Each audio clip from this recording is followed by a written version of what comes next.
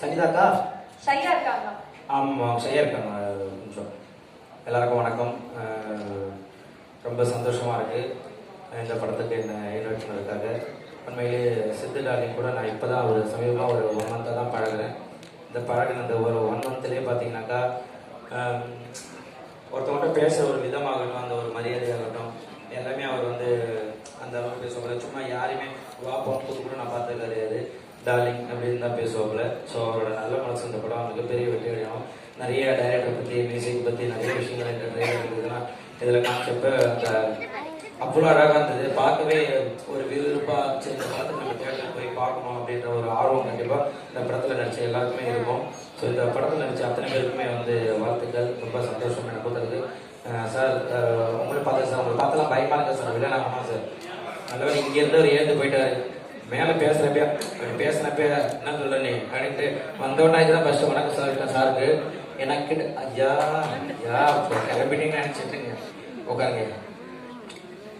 ஏன்னா நீங்க நடந்து வரதை பார்த்தாலே கிடாரி படத்துல எண்ணெயை தேய்ச்சி தூக்கி சொருகிற மாதிரி வரீங்களா, அந்த ஒரு பயம் அப்படியே இருந்தது. ஸோ நான் நிறைய என் வீட்லயும் சொல்லியிருக்கேன், உங்கள்கிட்ட நான் நேரில் பார்த்து சொன்னேன்ல, எனக்கு அந்த கிடாரி படத்துல இப்பயுமே அந்த நல்லெண்ணெய் ஞாயிற்றுக்கிழமை தேய்ச்சாலே ஒரு ஞாபகம் வரும். ஏய் வை எலும்பு எடு அப்படி யோசிச்சோட என்ன அப்படின்னா இல்லைம்மா அண்ணனை பார்த்தேன் அப்படி வந்துருச்சு வீட்டில் அப்படி போனோம்.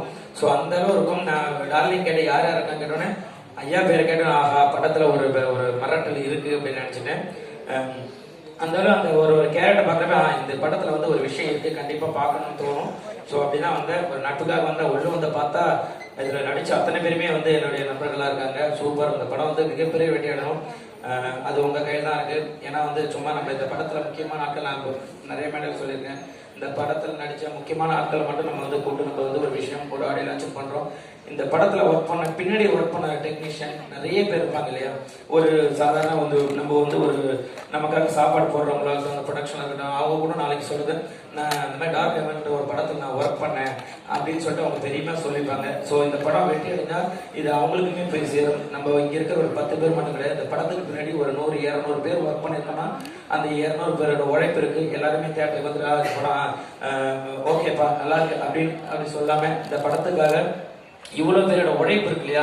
ஒரு ஏன்னா எல்லாருமே ஒரு படம் எடுத்துலப்பா இந்த படம் ஐயோ இவ்வளோ ஓடனா போதும், இவ்வளோ ஓட படம், இந்த படம் எப்படியாச்சும் மக்கள்கிட்ட போய் சேரணும், நல்லபடியாக சேரணும்.